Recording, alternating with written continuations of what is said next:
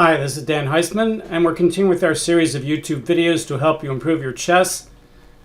I've often said the most important aspect in chess is safety. Making sure your moves are safe, checking to see if your opponent's moves are not safe. And of course, if your opponent's moves are not safe, you can use tactics to win material or checkmate. And if those tactics involve a sequence of forcing moves, we call that a combination. Usually the word combination means you're combining motifs, like you're combining things like pins with double attacks and so on. You're combining things, so you're doing a combination of ideas. I thought I'd show, as an example, one of my favorite combinations that I found. And it's also an interesting game because I missed some combinations too, because there was a lot of difficult combinations in this game. And the ones that I missed are probably as instructive as the ones that I played, although I'm very proud of the one I played. I played this game when I was about 50 years old. And of course, your brain slows down a little when you get older. And the fact that I was able to find such a nice combination really made me feel good. You see longer combinations in the endgame when both sides are trying to promote a pawn or something and you have to look way ahead. But when there's a lot of permutations and a lot of possible captures and a lot of possible sequences, and you can work your way through that jungle and see even several moves ahead, that can be quite difficult. So let's take a look at this game. I'm playing one of my mentors, Rich Pariseau. By the time Rich Pariseau played this, he was no longer master strength. A little below that, but he played some excellent moves early in the game, and we were both making about the same amount of good moves and errors until the very end of the game, so it was a very competitive game. Let's take a look at the game. I played c4, English opening. Rich played e5, going for a reverse Sicilian. Here, the two main moves for white are knight c3 and g3. Both have the same idea, which are to control the light squares in the center.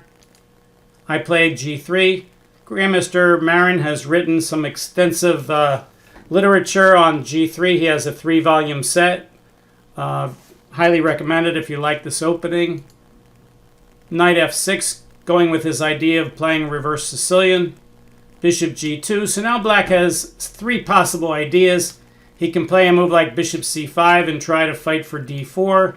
He can play c6 to try to play d5 so that if I take with the pawn, he can take back with the pawn and get a big center. Or he can just go for a reverse open Sicilian with d5. That's what Rich chooses, d5. Here I use the principle, if you have a side pawn and you could take a center pawn and your opponent can't take back with a pawn, it's probably correct to do so. A student of mine misquoted me the other day. He thought I said if you could take a center pawn and you can't take back with a pawn, it's always correct to do so. He missed the aspect that you have to start with a side pawn like a c pawn or an f pawn. If you start with a center pawn and he can't take back with a pawn, well then there's no principle that says whether that might be good or bad. Alright, so in this case, I do use the principle side pawn can take a center pawn. Rich takes back with the knight, and now there's a little bit of a trap. If I play knight c3 and he guards it with the bishop and I attack his e-pawn and he guards it with the knight and I castle and he tries to play bishop e7, this is really bad for black. I can play d4 and no matter how he plays it, black's in trouble. It's really kind of considered as a little bit of a trap. Rich was aware of this trap, at least he played like he was aware of it. I'm pretty sure he was. And the right idea is not to do this for black, but to instead throw in, when white plays knight c3, throw in the move knight to b6. It looks like he might lose a tempo that way, and the knight's not as good on b6 as d5.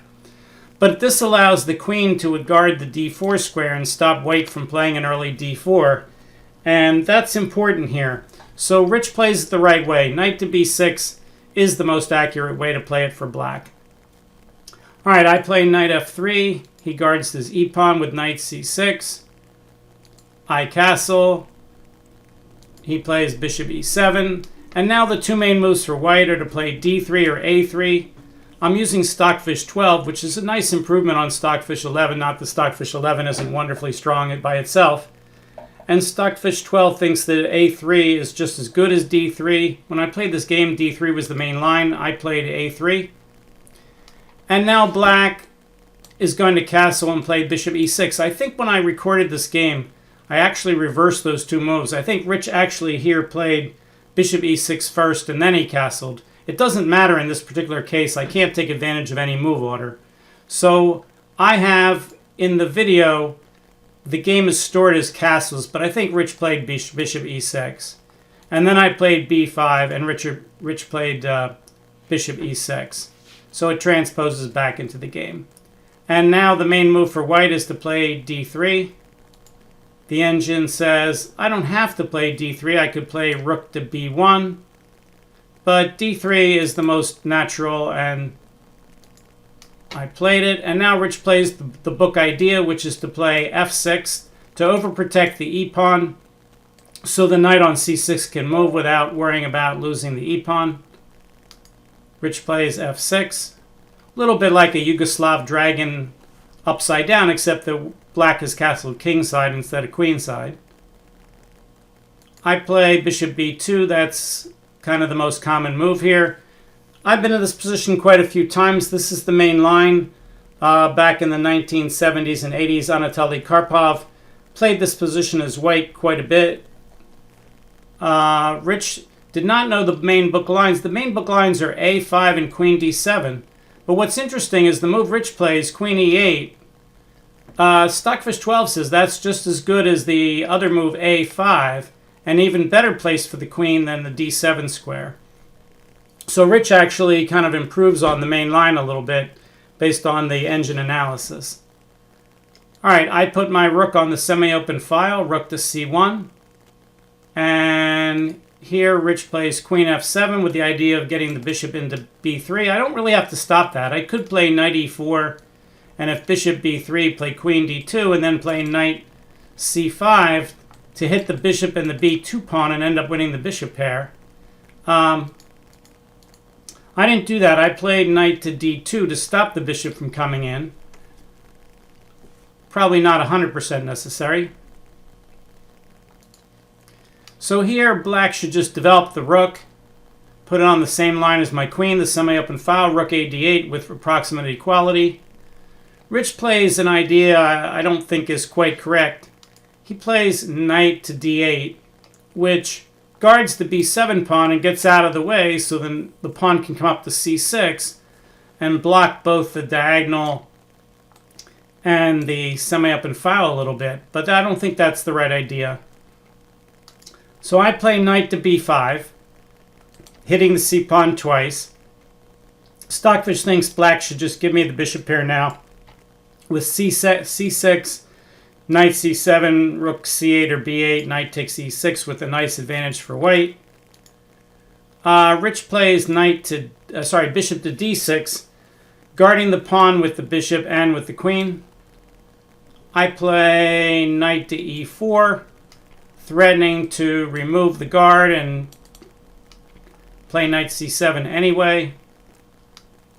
Rich plays the engine's best move, queen to D7, hitting my knight on B5. All right, I play again the number one move, knight on E takes D6, giving me the bishop pair. And now my idea is to get my pawn to D4, but the question is, should I play knight C7 first? I have to do something about my hanging knight on B5. And this is where I make my first mistake of the game. I should just play knight C7 and take on E6. It doesn't win the bishop pair. I already have won the bishop pair. You can't win the bishop pair again. But it's still the right idea. Just play knight C7, take on E6, and white is much better. Instead, I play inaccurately and I play A4. And Rich immediately puts his finger on my mistake. He says, how are you going to guard that pawn on B4? And he plays knight to C6. Well, I can't play bishop takes C6 because my light squares around my king would be very weak and his light squared bishop would become a monster. I can't easily guard the pawn. If I play a move like queen to D2, then he can play knight takes A4. So my queen's tied up there. But if I put my bishop on c3, Rich can not only play d5, and he's threatening to continue to expand in the center, but he's also threatening to play a6 and throw my knight into the corner.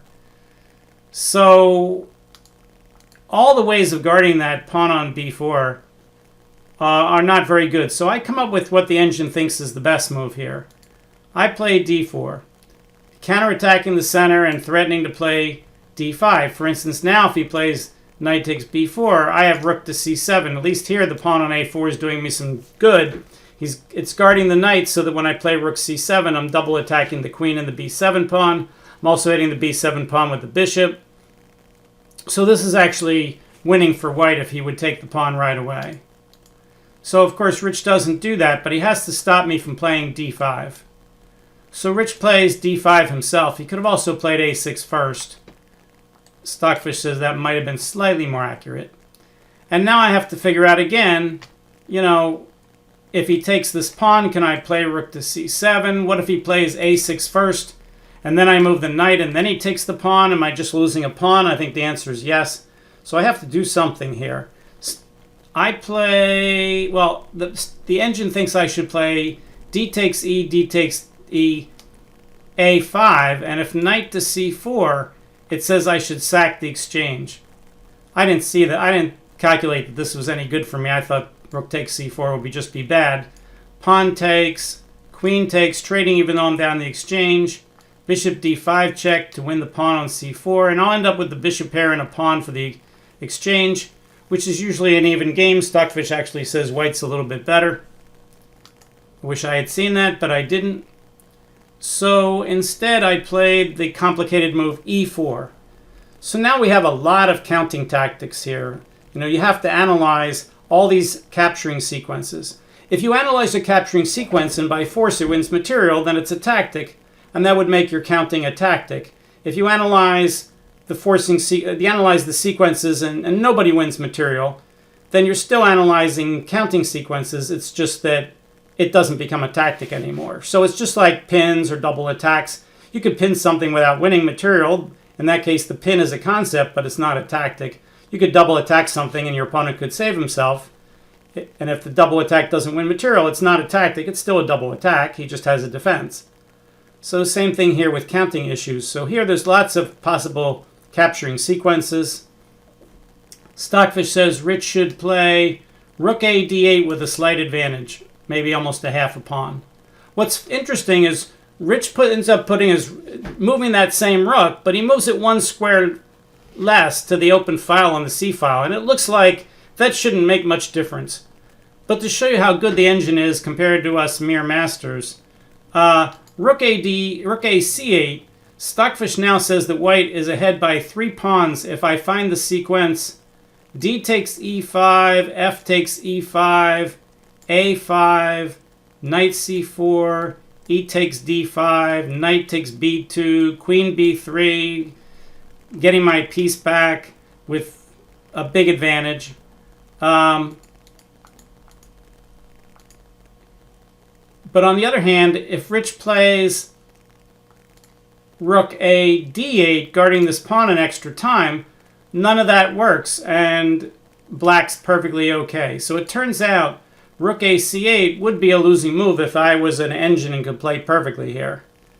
Alright, so I play the right first move, d takes e5, and Rich plays d takes e5. It's a very complicated position with a lot of capturing sequences. The game is being played at a time limit of 30 moves in 90 minutes, followed by an extra hour. And so we're up to move 20, and already I'm gobbling up a lot of time on every move because I'm worried about knight takes b4 or a6 followed by knight takes b4, and I have to work on all these capturing sequences in the middle. So I'm getting into some time trouble here. So here, the engine says I should play a5 again. And I already showed you why that should be winning. Knight c4, rook takes c4. I play pawn takes pawn first, which is a mistake. That lets the knight recapture instead. Now I can't remove the guard. And now I have to worry about b4 again. Rich plays knight takes d5, of course. And now he's got two knights hitting the pawn, and I have nothing guarding it. So it's going to be bye-bye pawn. But I have compensation. His e-pawn is weak. His a7 pawn might be a target. I have the bishop pair. The engine says if both sides play perfectly, maybe white has a microscopic advantage. It gives for me here the very strange move rook c2. I don't think I even considered that move. I played queen to e2, attacking the e-pawn, and getting ready to play something like rook fd1, pinning the knight to the queen. And again, Rich should get rid of this knight first before he takes the pawn. And Rich does. He plays a6. And now I have to give up my b-pawn. I play knight c3. And Rich takes. He doesn't want to get pinned, so he moves the knight out of the way. That way, if I attack the queen, he can just move it. So I develop my rook on the d-file, hit the queen, and now Rich should play queen e7 with equality, where my two excellent bishops and my well-placed pieces make up for my pawn deficit, and the game would be roughly even. Instead, Rich plays inaccurately, and he plays queen f7, but later on that means my knight is going to be able to sneak into some places where I can do some good here. So queen f7, even though it creates a battery with the bishop where he can hit my queen and it hits the f2 square, in the long run that's not nearly as good. So I play the engine's top move, knight e4, and now I'm eyeing all these squares. And the engine suggests Rich should defend with queen to g6, where white's better. Instead, Rich plays knight to d4. But even though I'm going to have to give up the bishop pair, it's going to give me a tempo. And that tempo should be enough. I play bishop takes d4, e takes d4, and now, of course, I looked at knight d6. But black has two ways to play against this that I was a little worried about. One is he could sack the queen for a rook and a piece with rook takes c1. And if I take the queen, rook takes d1 check, queen takes d1. But now at least I'm going to win this pawn. If he plays bishop takes f7, I can play queen takes d4, and that should win. But what if he plays the other line? What if he plays d3 first, hitting my queen? And now where am I going to put the queen? It's pretty complicated. Stockfish says I should put it on e1. And now if he plays the same line, rook takes c1, knight takes f7, rook takes d1, queen takes d1, and now he plays bishop takes f7. Now his knight is holding this powerful passed pawn, and if I hit the knight and the pawn, if I try to hit the knight, he can guard it with the pawn, let's say, and have the knight guarding the pawn. So I thought that this might give Rich plenty of compensation, but actually Stockfish says if I get this far and play just bishop takes b7 here, that I'm up enough to have actually an easy win. So my fears were unfounded.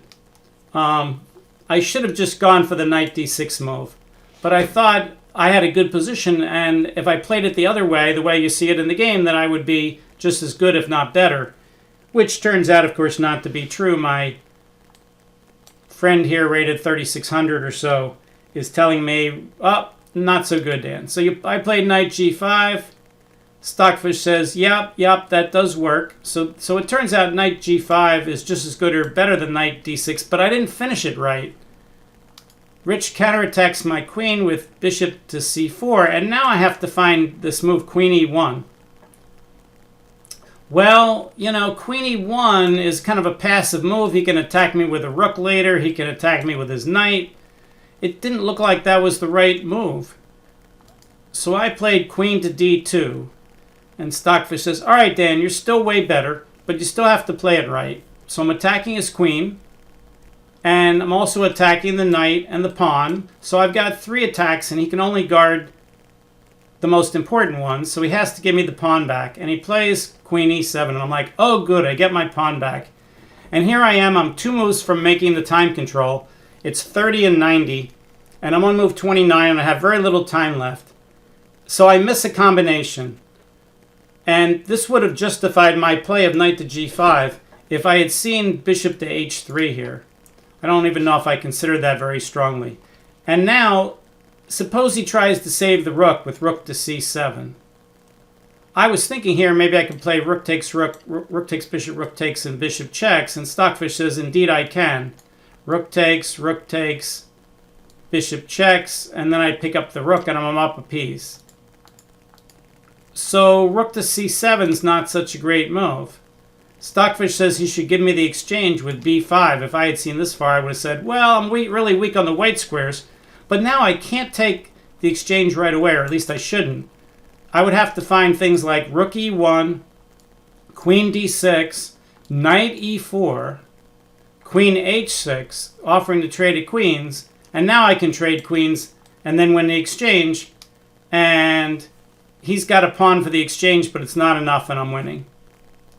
Of course, I didn't see that, and especially with 2 moves to go for time control. So here I am, I'm happy, and I just take the pawn, and the engine says, oops, Dan, you missed it. Bishop h3 would have been a really nice combination.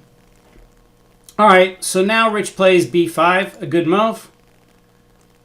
It gets his pawn majority rolling, it guards the bishop, stops any skewers on the knight, and gives black full equality here. I'm on my last move before time control. There's no reason not to take this pawn. I know he's not really threatening to take my pawn yet because his bishop would hang, but there's no sense in just leaving it there for now. There's no purpose. So I make time control by taking the pawn. Rich takes back with the pawn. He converted his 2-on-1 majority to a passed pawn, but I couldn't have done much about that anyway. So now the game is roughly even, and we each have an extra hour to finish the game. And the engine suggests here that I should play h4. I played a move which is also pretty good. And it's tricky, and it creates a little bit of a trap that I saw. And I was very proud that I was able to figure this out. As I said, all of a sudden I have 60 minutes on my clock instead of 1 or 2 minutes. And I take some time and I play queen to g4. So I'm threatening some things here. But it's also very complicated, and both sides have to play accurately. And the engine says that black should play h6, hitting the knight. And the knight has nothing better than to go to h3 with the idea of going maybe to f4 and keeping out of the way of the bishop. And then black should neutralize the d-file. And let's say I could play rook takes. And now Stockfish is again looking at maybe sacking the exchange. Rook takes. With the idea that if pawn takes, I can take check and play on the white squares in the middle game. It gives queen e1, bishop f1, b takes c4, queen takes check, king h7, knight f4, rook d2, queen c5, 0, 0, 0. So it looks like black might be making some progress up the exchange for a pawn, but with all the pieces on one side of the board and white able to guard all the squares okay, it says if both sides play perfectly, 0, 0, 0. All right, back to the game. So Rich didn't play h6. Rich looked at this and said, Dan, are you sure you want to... he didn't literally say it, but he kind of looked at me like, are you sure that bishop e2 works for you? Because I don't see it. Now, at the time that we played this game, Rich was, pushing up towards 60 years old. And, when Rich was young, I always tell people the story, how good was Heisman-Pariseau? Well, he played 6-time U.S. champion Walter Brown 3 times, and Rich did not lose any of the games. They had 3 draws. So that's how good Rich was. He played Walter Brown 3 times with 3 draws. So here, Rich is looking at bishop e2, and he couldn't figure out why he shouldn't play it. And the reason he shouldn't play it is a very nice combination. And Rich called my bluff, and he says, all right, bishop e2. All right, so if you want to play along with me here, you can pause the video, see if you can find one of my best combinations.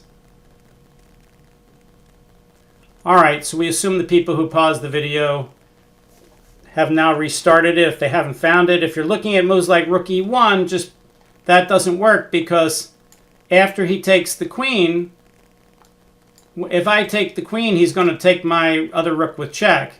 So rook takes, rook checks, and black's just up a rook and he's winning. So rook e1 is certainly not the right move. No, the only winning move here, and I calculated this all the way to the end, is queen to c8. Why? Well, we'll see in a minute. First of all, he can't take rook takes c8 because I play rook takes c8 check, and if he puts the queen in the way, I take the queen and I win material, and he can't bring the king out to f7 because my knight is stopping that. So his only move here to get his material back is to play bishop takes d1. That's forced. And now what should white do? Black is threatening rook takes queen, but again, it's not really a big threat in a lot of lines. But here I saw a very clever combination. I played queen e6 check, forking his queen and his king with my queen. You don't often fork a queen and a king with a king because he can just trade. Well, but what if he doesn't trade? Well, he can't put something on f7 because I can just take it with the queen and win the exchange. And even more because the bishop on d1 hangs. So he pretty much has to take my queen. He has to play queen takes e6. And now when I play knight takes e6, my knight is doing a very good job of stopping his rook from guarding the bishop, but I'm also attacking the rook. So his only choice here is to counterattack my bishop. Counterattack my knight. Either with rook to e8 or rook to f6. So Rich plays rook to e8. And I had looked ahead and I saw this position and I said, all right, checks, captures, and threats. If I move my knight, he's just going to move his bishop. So, if I move my knight to c7 to attack the rook, the reason why Rich chose rook e8 is because then he could play rook e1 check and guard his bishop. So instead I said, all right, I'm just going to take the bishop. And when Rich takes, I can't play knight bishop d5 to win the exchange because his knight's on d1, but what I can do is play the simple move rook to b1. I can't play rook to d4 because he can counterattack my rook, but I can play rook to b1 where he can't hit my rook with a knight. And now his rook again can't guard. I had to look, when I was way back on queen to g4, I had to see that at the very end of everything, when I play rook to b1, that he couldn't play rook to e4 to guard his knight. So I was very proud of myself that I was able to see all that. I saw that if I take, and he takes, and I check, and he takes, and I take, and he hits my knight, and I take the bishop, and he hits the knight, and when I go here, he can't guard the knight. But if he puts the knight on any other square, he can't hit my rook, and I just play bishop d5, and I win the exchange. And I probably even win a pawn, too, because after knight c6, bishop d5, he has to take a tempo to guard the rook. Let's say he plays king f7, and now the rook's pinned. I don't have to worry. I can just play rook takes b5. And I'm still threatening to take off the rook. If he finally gets out of the pin here, I'll take the rook. And I'm up the exchange and a pawn with a trivially easy endgame. So when we got to rook to b1, Rich resigns. Let's look at that combination again, the last few moves. As I said, I saw the whole thing and I was really happy that I saw that bishop e2 wouldn't work. I said, oh, he can't play bishop e2. I have queen takes c8. He has to play bishop d1. I have queen e6 check. He takes. I take. I'm hitting the rook and the bishop. He counterattacks my knight. He pretty much has to do that. I just take the bishop. He has to take the knight. And now I remove the guard on the d5 square. His rook cannot guard the knight with rook e4. He doesn't have any checks with rook e1. That's another reason why you don't play rook e4 is because he has rook e1 check, saving everything. And now Rich resigns because I'm going to win the exchange and a pawn here. Or he could give me a piece, but that's no good either. So Rich resigns. So that was one of my favorite combinations, and I hope you enjoyed the game. It was a very instructive game. You know, I missed a couple chances to win before that were very difficult for me, but not so difficult for the engine. Both sides played pretty well. We had a lot of imbalances, a lot of calculation to do. If you haven't subscribed to the channel, you can hit a subscribe. I won't tell you to hit the like button. You guys know the drill. There's no real reason you have to. It makes everybody feel good. I'm sure it makes YouTube feel good like they would on Facebook. But it's appreciated, but not really necessary. But we like it anyway. Okay. Thanks a lot. We'll see you next time. Bye.